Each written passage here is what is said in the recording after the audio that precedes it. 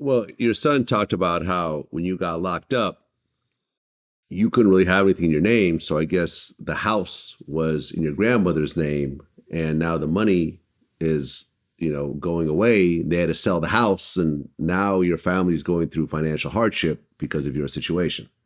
Right. And one of the main reasons with the selling of the house and stuff like that was that they were coming for assets. And if you were smart, you had to start selling shit and getting it because it's better to end up with something, even if you sell something for lower than the price that you bought it. But they coming, and they know that, okay, this person that you got the name in the house or the vehicle or whatever the case may be, they really don't make enough money to even afford that shit. We just ain't look at it at the time that you did it like that. But now that we coming, they was looking at, matter of fact, our judge gave an order that they wanted all assets found and liquidated, anything concerning any of us, especially me and Rayful. So that's when they started on that. So to kind of be smart and head it off, you started calling, hey, look, you got to sell the house. You got to get rid of it. It's better than having nothing. And so that was just the downturn. And again, finances played a part in it too, because the money is money got confiscated. Certain people who had money, old money, now that you got the life without parole. Oh, what? Can't find them there. You can't find them with them. There's a whole lot of shit. But yeah, things financially changed a whole lot, man, in a bad way.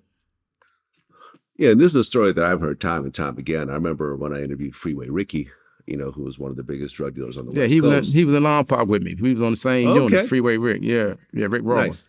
Yeah. Yep. Mm-hmm. Freeway Ricky Ross. He was on second tier. Yeah. He was talking about how all the money he put in people's names, the property and so forth, when he ended up beating his case, his life sentence, the property that was in other people's names, they didn't want to sign it back. There's all kinds. And you can't do nothing about it. Yeah. All the money that you put aside, well, I needed it more than you did, and there's an excuse, or people just disappear. It's a story that I hear over and over again. Yeah, you get fucked around. Like you said, it's a story over and over again.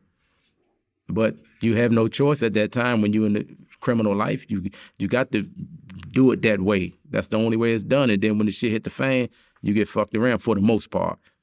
Not all the part, but something for the most part.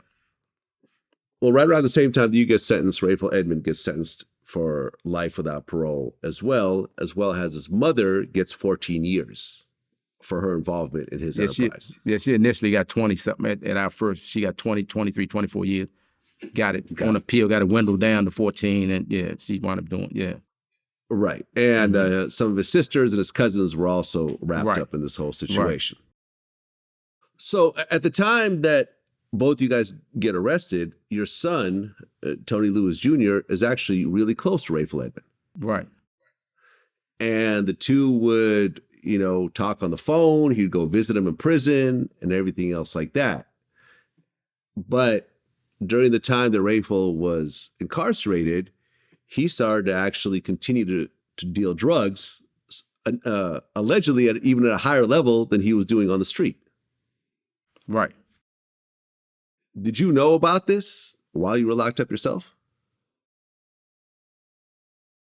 At first I didn't. But then at first I was hearing about some things, but I'm like, people is always room with Rayful name always in the middle of something, And so I wasn't, paying too much attention to it. And then a few people, people get moved from so some people had got moved from Lewisburg where he was at and wound up in Long Park. And they knew both of us. Like, Tone, man, your man down there, man, he doing it. Oh, yeah, he doing it down that motherfucker. I'm telling you, man. You know what I'm saying? That's when I started really knowing that it's some validity to what I'm hearing, So well, yeah, while he was locked up, he hooked up with someone named Dixon Dario and Osvaldo Trujillo Blanco, who was the son of Griselda Blanco, who was considered the godmother of cocaine. Yeah. And they started to actually do these drug deals that were on a massive level, to the point when he finally got caught, they gave him another 30 years just for that. But during that time, your son would call him on the phone, and essentially he would ask your son to put the phone down for like 5-10 minutes, and then there would be three-way calls. Yeah, he would call my son. Not my son Right. calling him. He would call my son from prison. Sorry, my mistake. Yeah, he would call your son right, and then get him to make three-way calls and stuff for him. But I knew that my son would talk to Rayful from time to time, because sometimes he would call my son and say, tell your father such and such. When your father called, he would send messages through my son like that. Now, we're talking about other things and stuff like that. I didn't know exactly what my son was talking to him about. I thought he would call and say, hey, little Tony, what's going on? How you doing?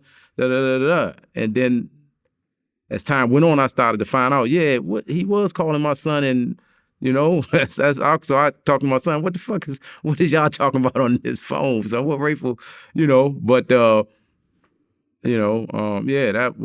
he was calling my son and making some three-way calls. But a lot of times what I knew, he would have him call another girl for him or call whoever he may call, but he would never, if he was doing something nefarious, my son didn't know what he was doing, My son was younger guy, but and then I know Rayful, he gonna talk in a certain way with my son. My son probably didn't put down the phone when he called somebody for him. My son wasn't thinking about listening to whatever he was saying. He just figured doing him a favor. That's my, so-called uncle, whatever. We close, I do him a favor. He want me to call somebody for him, and just, my son didn't know nothing about whatever. He didn't care. Had no idea if anything was wrong.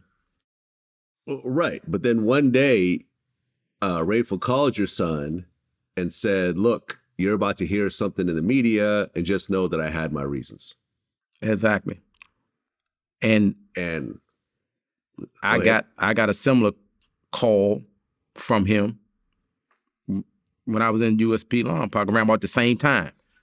And similar comment also, but it just went different for me because the SIS, which you might heard about from other guys locked up, they the main security in all these prisons, and they came and got me and brought me to their office. And I'm like, what? I'm thinking I'm going to the hole for something that, because different disputes happen and they'll come and get you and they'll tell you whatever. And they take me to their office and he's on the speakerphone in their office. So I'm like, what the fuck? What's up? Why? I can't tell you too much right now, man, but I just want to let you know that, some things, I did some things, but he never told me exactly what. And when we got off the phone, they told me what he had did or was about to do. So I really got the same similar type call that my son got, but just in a different way. And with neither one of us knowing what was going on, what he was actually talking about. But that's how that went. Well, that phone call was about Rayful Edmond agreeing to cooperate. Exactly. He told authorities about 20 different murders that he knew about. Exactly. I guess the justification was to get his mother out of prison early. Did he tell on you at all? It depends on how you look at it. I took it in some kind of way on a couple of people's trials that he did go and testify on. He brought me up in the trials and talked about me and his dealings through the years.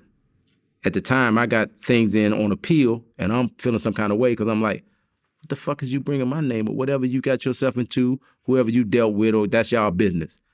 But to get up there and describe me and what we did and what we dealt and how we did things, I took that offense to that and felt as if, you telling on me too. Due to the fact that, again, I'm trying to get out of prison and I got things in court. And now, okay, I don't condone nothing that you doing. If I had been a part of something, whatever you was doing, then I'm going to put my hand up and say, I knew what I was doing, or if you told something on me, I set myself up for that shit. But for me to not know what you're doing, not have anything to do with it, and then you testifying on somebody else in another trial, in another state, but you want to talk about Tony Lewis and basically, what the fuck is that about? So you saying fuck my chance of ever getting my freedom and, with whatever you and the people that you dealing with, whatever y'all had going on, which I don't have nothing to do with. And I don't condone no ratting and none of that shit that you doing in the first place. But that's how I felt. You asked me, did I feel like did he tell on me? I said, you can take it in two different ways, but I did feel like that just because I was trying to get my freedom back and you put me back in the spotlight and you told some things that was never known before by the government. And you told that shit on me and what me and you did. So yeah, that's how I felt. Well, yeah. I mean, your son went from having Uncle Ray to now this guy's a snitch and a rat and the enemy. Yeah. Who's telling on his dad. Exactly. Oh. Did you and Rayful Edmond ever, talk to each other after that, last phone call? No, we didn't.